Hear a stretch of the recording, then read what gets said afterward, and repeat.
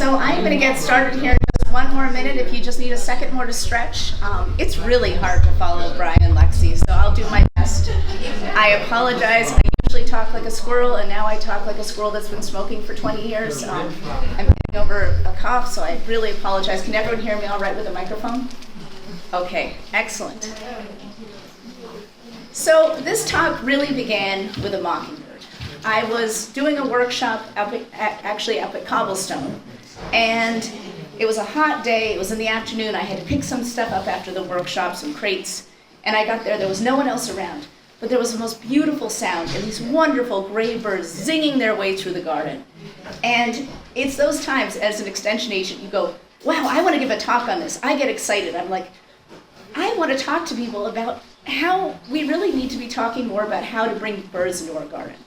Not only, it adds, not only do they add just beauty and movement to a garden and another layer of complexity and joy, but they are excellent pest control. They are so important also in terms of, our ecology. And sometimes we forget how important our home gardens are for that. So I'm going to give you a couple little statistics. The beginning of the talk's a little grim, but we're going to get to the happy stuff quick. We all think about our lawns and our gardens as small squares. And we like to add flowers and we like to think about it, but it's hard for me to think that my little garden has much of an impact on the ecology of the state, right? Because it's just a little bit. But in New York State, just in lawns, there are 2.8 million acres of managed lawns in New York State. To put that into perspective, there are 2.4 million acres of field corn grown, of soybean and hay put together. So our effect in terms of what we do in our garden is massive. And I just wanted to share that because sometimes we just think about where we are and that we're not going to make much of a difference. But the more we can do, even little steps can make a huge impact in the state. Okay, so here's the depressing stuff. There has been a 30% reduction in total North American bird population since the 1970s. This is just some examples. 28% loss of migratory birds, 53% loss of grassland birds, 32% loss of aerial insectivores like our swallows, and 17% loss of our eastern forest birds. There are a couple major causes for this. One of the major ones is climate change. We're starting to see a mismatch between bird migration and breeding and plant and insect availability. Depending on the year, we've had years where we have a really late spring and we have birds come up and there's nothing to eat. I remember 2020, in the middle of the pandemic, we actually had 30 Orioles hanging out at our house. And I was using all the sugar in the house, which as we couldn't go to the store much, my family was not very pleased with. All the jam went to the Orioles because they would sit out on the porch waiting for us because there was nothing to eat. It was too cold for them. And I have pictures of these trees filled with male Orioles. I mean, it was amazing, but they looked miserable. Also, I just heard reports yesterday of hummingbirds being back in the area. It is a little early, but they're getting the cues to come up this way, and then it's a little early for them. Or things are blooming much earlier than they used to, and the birds aren't here yet, so they get off of sync, and that can be a real problem with native birds. And habitat loss, like I was talking about. How many acres we have of gardens. They're beautiful, but we don't necessarily like the same things in our gardens that birds do. And that's why I'd like to give this talk today, to talk about ways to make a garden a little more bird-friendly. But habitat loss is a major issue, particularly for our birds like bobolinks that need tall grasses to raise their families. And I have a great quote here from Doug Tallamy, who's an amazing writer, and just a fantastic naturalist and entomologist. And I know I'm going to go quick, but this is just it. I don't usually get inspired by things, but this is one that really inspired me. For the first time in its history, garden has taken on a role that transcends the need of the gardener. Like it or not, gardeners have become important players in the management of our nation's wildlife.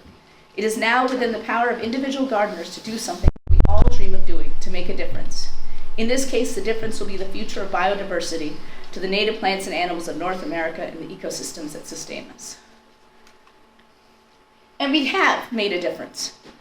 Due to conservation efforts, we've actually increased our number of raptors that are in this country. increase the number of waterfowl, and woodpeckers numbers have grown significantly. So we have seen that we can make a difference in certain settings. So how can we help as home gardeners? Well, just like us, they have certain basic needs. And if we can help meet those in the garden, you're going to be amazed at the bird life you can get.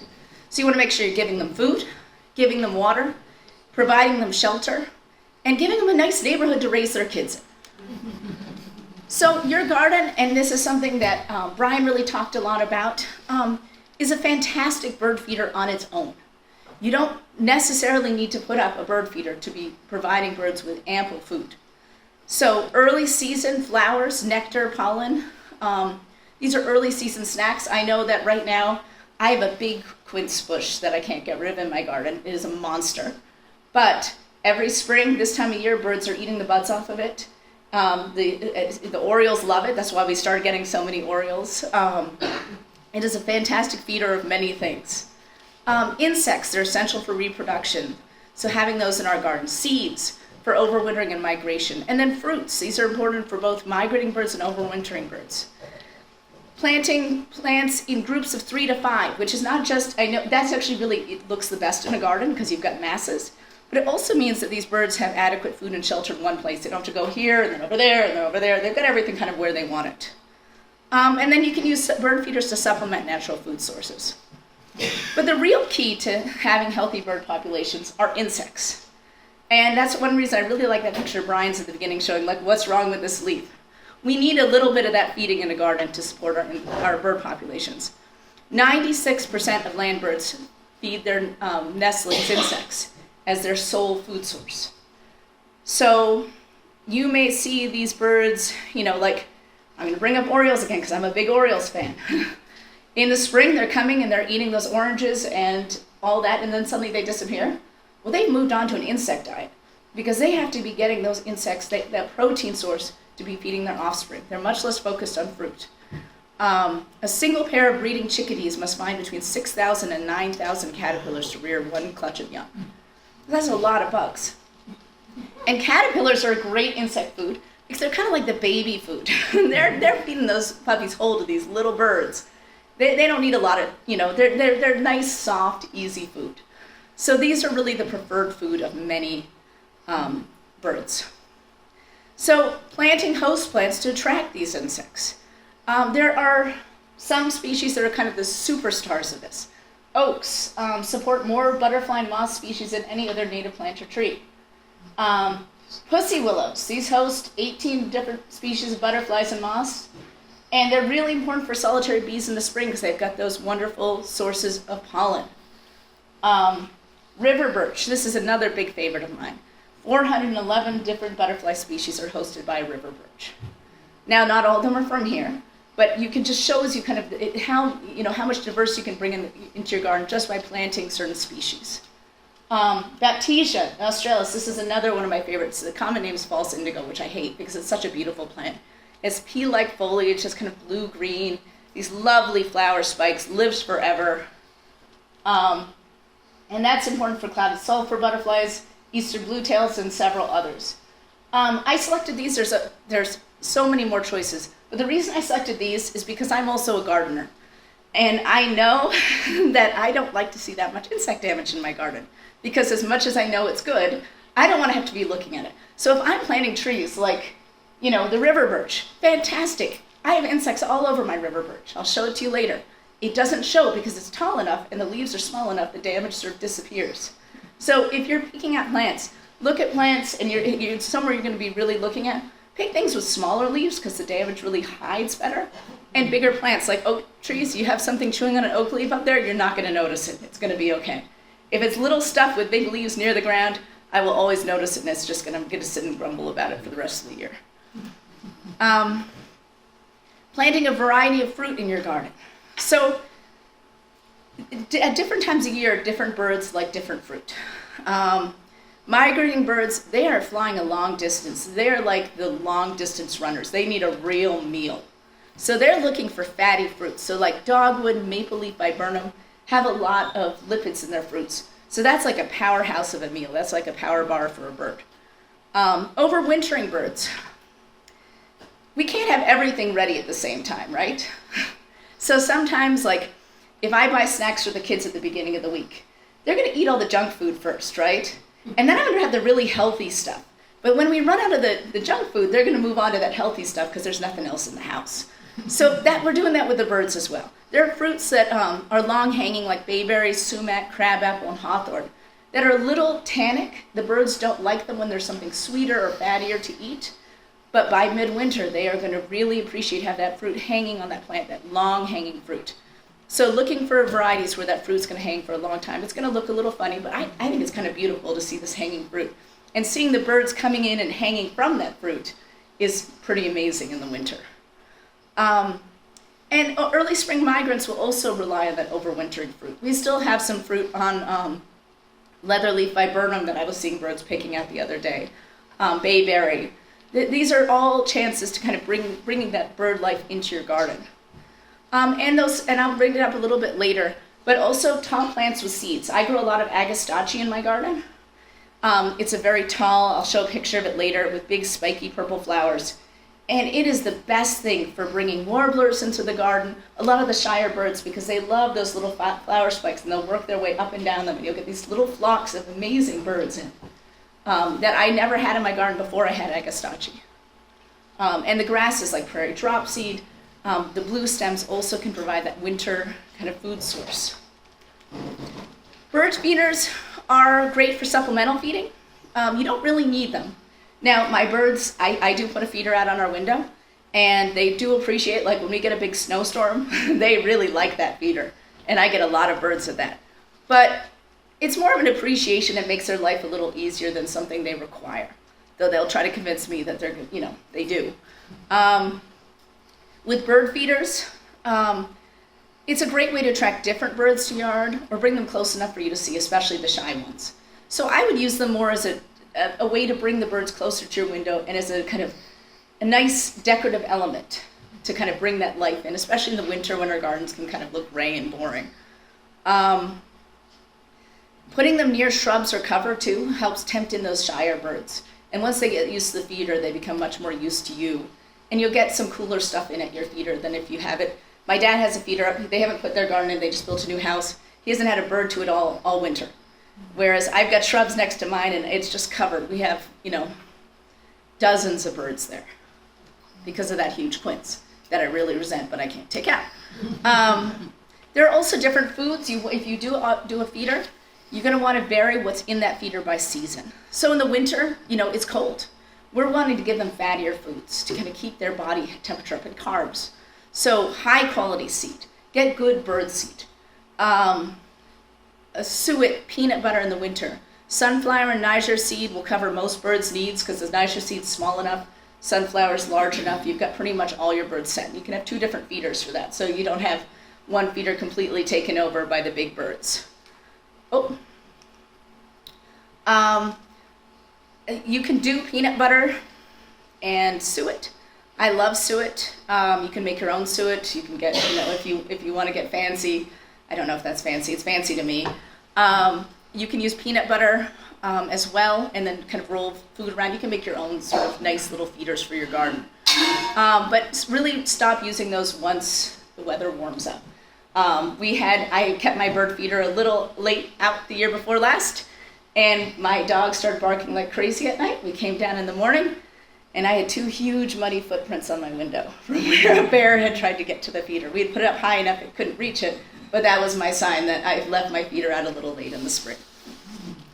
But when we start to move in that spring migration time where things are warming up, oranges, jelly, sugar water, millet. Millet's great. You can buy spray millet. You can grow it yourself in your garden and cut it. That's great for attracting, smaller birds like indigo buntings, but it's really not attractive to bears. So you're going to be bringing in those colorful birds in the spring, which is fantastic. Summer, where they're not interested in really a lot of seed or fruit in the summer, but you can supplement them with mealworms and calcium, which is fantastic. So we also have a farm, and one year my husband got a whole load of eggshells in to spread on our farm to add kind of calcium as a supplement to our farm. We had more bluebirds that year. They could not get over that pile. We had bluebirds all over that pile, during nesting season because they wanted that calcium source. So I'm a big fan. If you can get some like powdered eggshell or something like that, they might really love that in a bird feeder. So it's more just to kind of help them through breeding season. And then in fall, birds are going to be mostly foraging in your garden, so you don't really need to do a lot. But if you want to do something, you can do sort of higher fat, seeds for migrating birds. But I don't really even start to put a feeder out till December when they start to really look at me and I am starting to feel guilty about it. The other thing that's always appreciated, and you have to be a real bird person to do this, are live mealworms. Everything loves live mealworms, but that takes a special person to go out and buy specifically mealworms for their feeders. So I'm a real bird person, but I don't expect that out of everybody. If you do use a bird feeder, make sure you're cleaning it regularly. There are a lot of kind of diseases that can be spread among birds, and keeping that feeder clean is going to really help reduce those. You don't want to be causing disease problems within your bird population when you're trying to help them. Hummingbird feeders should be cleaned every time you fill the nectar. So in cool weather, you might be able to go 5 days. Usually I suggest 2. You don't want to have any sort of yeast buildup in that. Winter bird feeders should be cleaned and sanitized at least every 2 weeks. Another thing that people and I forget about is that providing water in the garden. Birds need to bathe to keep their feathers nice. They also need to be getting, having a nice source of water, clean water. So you can do kind of bird baths that resemble shallow puddles where they can really get into it. And if you've ever watched a wild bird take a bath, it is about the funniest thing on earth. So you're really going to add some, I put it near where you can see from a window because they get absurd when they're bathing. And speaking of that, they don't pay attention to much else. They're flapping around in the water. You want to make sure that you're not letting your cat out. If you've got a lot of, a bird bath area, you want to keep your cats away from that because they will not be paying attention, and that's an ideal time for a cat to come in because there's a fluffy thing splashing. Planting diversity is key for food and nesting. So layering in the garden. This will attract a wider range of birds. You want, the upper canopy birds like our orioles, mid canopy, and then our ground dwellers. And even just, our mourning doves. So they'll nest up in a tree, but most of the time they like to be down on the ground, and getting those kind of layers of birds is really fun. So high trees like maple, sycamore, and oak are fantastic. Sycamores have seed pods that will keep them fed all winter long. They really love sycamores. Excuse me. Medium growth like smaller trees, large shrubs, and then a layer of dwarf shrubs, perennials, and native grasses and sedges at the bottom. And bonus is that layered gardens are just much more interesting to look at year-round as well.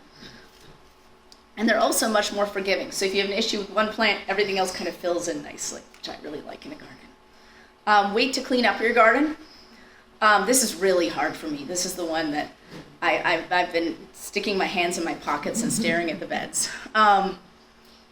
But you want to leave those perennial stems, seed heads, and leaves for winter. The seed heads are going to be providing that food. With the grasses, they're interesting. Sometimes agastache is not interesting, but I still have to kind of tough it out because I want those birds. But it's very important to also leave the leaves and kind of mass around your plants. There are exceptions to this, like your peonies. You're going to have fungal problems if you leave the leaves on. But most plants you can get away with cleaning up in the spring. And what that's doing is actually providing a lot of overwintering areas for insects. And the birds will actually forage through that like little chickens to get the insects that are overwintering in those leaves. And I've actually noticed this in terms of cleaning up, like on our house. I am not the best at cleaning up the spiders and the little wasp nests around our porch. And in the winter, I will see the titmice going through and cleaning all those up for me. Because they're pulling all the spiders, all the overwintering insects that are around the edges of the house. That's a fantastic place to leave it. In fact, we had a wasp nest, and this is another thing to leave up. If you've got a big wasp nest and you can tolerate it for the summer, in the winter it's going to be amazing to see the birds that go into that. So we had one on the porch, and because I'm a jerk, I just told the kids not to go in and out of the porch because I wanted to see how big it would get. It was on one porch we don't use. We have a couple porches on our house. And so it got very large, and then in the winter we watched birds all winter just hollowing that out, and it was fantastic just entertainment for all of us. I'm very eccentric. I apologize. And yeah, so wait to clean up. This week is a great week to clean up. I just didn't have time. But once the temperatures are consistently in the 50s during the day, all those insects, as you can tell, are really emerging and going now. So that's, they're temperature sensitive, they're kind of going. Then you can start to really clean up and get your garden kind of in the shape you want it. Native plants will provide the most bang for your buck. Using native plants to produce seeds and attract insects that birds like to eat. They're the highest quality food for migrating and overwintering birds. And you're going to get a lot more insects. So as we talked about, there's I think it was an 18-fold difference if you plant a garden with all introduced plants versus all native plants. It makes a huge difference. Now, do I put in non-native plants? Yes. But I usually try to keep about 80-20. So I have the non-natives as a specimen plant, or I have my special ones I really like, but the bulk of my garden is now native plants, just because I can get a lot more insects and I get a lot more birds. Now, there are some tricky natives. Nativars, and this is really controversial, and I'm trying to go through this quickly, and I apologize. These are plants that have been improved by plant breeders. Some of these traits are fine, and some make them, even though they're native, make them much less attractive to insects, or impossible for insects to use. So you technically will put in a native, there are non-native roses, obviously, but a native rose, like a swamp rose, is going to be open. You see how insects can get to all that. Try to get to that pollen and nectar in that rose. It's not happening. That's closed for business. So it's beautiful and it smells nice, but that's not providing us any services versus a native rose. Do I have nativars in my garden? Yes, because a lot of them are gorgeous, and a lot of times they've introduced traits that are still okay for, native insects and birds, but make it much more garden friendly. So usually safe if they've added in disease-resistant traits, winter hardiness, compact size. So I know Brian mentioned that button bush. I love button bush. My garden's not big enough for something that large. So I got a bunch of those sugar shack button bushes that are 4 feet, 5 feet tall, because I can fit those into my garden. So getting something that's a little bit more garden friendly in terms of size is really possible with a lot of these. Increased flowering is not a big deal. Larger flowers, not a big deal. Increased fruit production, that's great. But you want to avoid purple, red, and variegated leaves, because these actually have a compound in them called anthocyanins. And anthocyanins are what plants produce to keep things from eating them. So if there's high levels of that, you're not going to get those insects you want on that plant feeding lightly so that you can then feed your birds. Ruffled and doubled flowers, that's an echinacea down there. That's just about as useful as that fancy rose. Nothing can really get to that. And extra large fruit. If the fruit is too large, the bird can't eat it easily. They've evolved a beak size for a specific fruit. If you get an extra large, cherry, they're not, that's not as easy for them to eat. Maybe cherry's a bad example, but you can see what I mean. So some quick personal favorites. Brian covered a lot of these. Aronia, or chokeberry. This is beautiful fall foliage. Beautiful spring flowers. It has that long standing fruit where the birds like it really midwinter when it's gotten a little less sour and tannic. It can tolerate poor and compacted soil. And you can do a hedge with it, which I really like. And it tolerates salt. This is Agastache. This is the one I was talking about. Big purple spikes. Really drought tolerant. Tolerates poor soil, tolerates salt. It just shrugs off all this. The only thing it can't take are swampy conditions. So if you've got really wet soil, these guys aren't going to make it through the winter. The foliage is a fragrant, kind of minty smell. And it is, as far as I can tell, completely deer and rabbit resistant. They find it disgusting. But the seeds are excellent for birds. We've gotten a lot of really beautiful small warblers to this. For the best results, try to plant the straight species types, not the hybrids. So the straight species has these kind of taller, they're much bigger plants. But they can be kept smaller with a good chop early spring. River birch. This is my daughter, and this is her tree. We planted it the same year, the plant sale. I got it at the Ithaca plant sale when she was like this big. And we planted it at our new house, and it's grown with her. It's right outside her window. And that is now 30 feet tall. She is 8, so it grows very fast. It's a really elegant tree. You can keep it well managed with pruning. There are some really beautiful cultivars. This one's called Cully. It's really pink bark that you can smooth up, and I can plant a lot under it. It's actually a very forgiving tree. You can plant a lot of plants under it, and they will thrive. And it also grows really well in wet soils. Juniper, this is a fantastic tree. You've got that fatty fruit that holds, so you're feeding those migrating birds and overwintering birds. The evergreen foliage makes excellent winter shelter. Drought and poor soil can tolerate, and it's pretty all year long. But if you have apples, be careful planting it because it can spread some diseases from it to apples that aren't pleasant. Northern bayberry, another great one. I'm going to go through the ones that he talked about. Nine bark, this is a fantastic plant. I had already planted a bunch of the red cultivars before I realized that they were bad for insects. So try to avoid the red ones, but yeah, they're very pretty. So if you have a few of the red ones, I understand. This is another one that you can cut right down to the base when it gets too big for you. So it's really easy to maintain. I like shrubs I can just take down and they'll come back. There's a ton of different native viburnums. This is a fantastic garden plant. Viburnum nudum, that's up here where we can see those kind of multicolored flowers. There's long, big, shiny leaves. It's particularly attractive in a garden. You can grow in wet and shady locations, nice summer foliage, good fall color. But make sure you look up the scientific names to make sure you're purchasing native viburnums. I got really excited about viburnums, and I planted about 50 viburnums as a hedge, and I planted all the wrong variety. So even I didn't look it up quite right, and that happened. So can't take them out, but we're planting in between. This is one that Brian didn't mention, but is a fantastic pollinator plant, especially if you want hummingbirds. These flowers do not look showy, but hummingbirds will find them and love them. This is the plant that I get hummingbirds to more than anything else in the garden. It's very shrubby. It grows quickly. It's nice for massing. You have kind of pretty flowers, but they're very small. But the fruit capsules are great winter food for birds, and it's tough as nails. It can take drought. It can take water. It can take, if you've got a slope that you want to deal with, this is a really attractive shrub that will fill in. Winter shelter is really important that we kind of forget about. So evergreens are a great windbreak food source. They can get out of the snow easily and keep themselves warm. Roosting boxes, I put instructions back there. But you can get a variety of birds, sometimes even at the same time. If it's cold, they will all bundle in together. You can get 30 bluebirds in a little box. If it's cold enough, they will jam in. We left one of those bird houses on the window where you can kind of see. We forgot to take it down off my son's room, and we had woodpeckers in there in the winter. And that was really cool. Like you had to turn off the lights and peek through the blinds, but you could see them in there.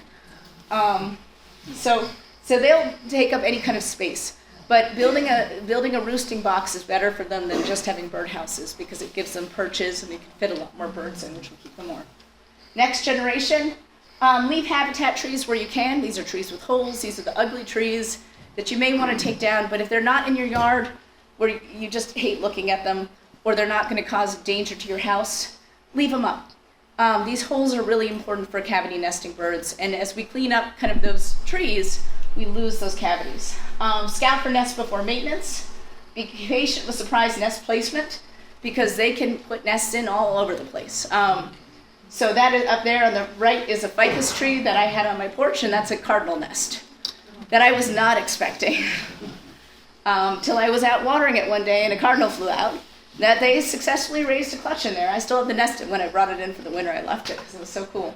But bird baskets are really common, a common place to get bird nests. Regularly mow your lawn or skip mowing altogether.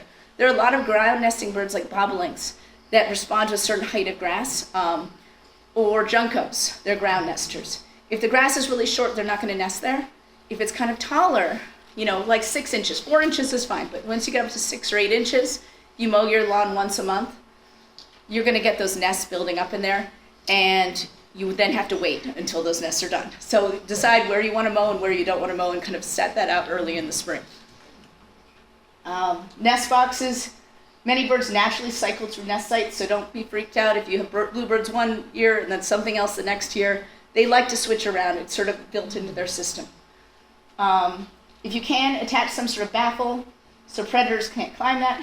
I have a whole thing on nest boxes there. I'm sorry, I'm going a little over. But just a couple key points. Make way for fledglings. Most birds will leave the nest before they can quite fly. So they're going to spend a couple of days on the ground. So really scout before mowing. Look for squawking parent birds. If you hear something outside that sounds very stressed, you probably have fledglings out, especially if you have a robin. They'll just sit there going, oh my goodness, oh my goodness, please don't die. And they're somewhere in there, even if you can't find them, you know they're out there. Be mindful of pesticides, and this is organic pesticides too. Pesticides are killers, whether they're organic or conventional. So insecticides kill insects. That's going to reduce insects, which it will also reduce bird foraging. This is really hard, I know, with the spongy moth. Even the BT, the spongy moth was bad in a lot of ways, but there are a lot of birds that really enjoy those spongy moths. Chickadees use those as a food source very happily. So we actually had kind of a nice increase in bird populations, even though, we might have been grumbling about them for other things, which they're very frustrating. But if you need to use an insecticide, read the label thoroughly. Use something that is labeled for the site. And if you spray, try not to spray over a wide area. Spot treat is needed, like where you really have the problem. Cautious with cats. Cats can kill up to 4 billion birds per year. I know this is contentious because my daughter loves cats. I know a lot of people that love cats. But being careful with your cats, especially during breeding season, keeping your cats inside, if you know you've got those fledglings out there, is really key to protecting those baby birds. Adult birds are usually pretty good about moving them out of the way, but those baby birds just really can't. Another option is build them a catio. And I love these. So they can be outside, they can interact, they can, look at things, but it gives them a little taste of the outdoors safely. Also be aware of windows. Millions of birds die from window strikes each year. Large windows or windows near bird feeders and baths are the most risky. Putting screens on the outside of your windows, that can make a huge difference because they bounce off the screens pretty well versus off the window. Putting bird feeders within 3 foot of a window will actually reduce their flight speed coming in, so they're less likely to whack the window. They're usually aiming for the feeder. You can also hang cords or even tape on the outside of the window, and they'll see that and slow themselves down and avoid that. So, this was my very quick talk, sorry. So, plant as many natives as you can. That is going to be your number one thing, to be bringing those insects in, which is going to be feeding those bird populations and making such a difference to the overall health of our bird populations. Design your garden with layers to provide more habitat. Think about food, water, and shelter from a bird's perspective. And be aware of those potential garden dangers. There's some great resources out there.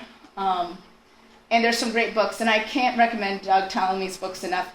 I've got on Brian's sheet, he has some recommended as well, but these are really wonderful reads if you want to learn more about kind of designing for biodiversity in your garden.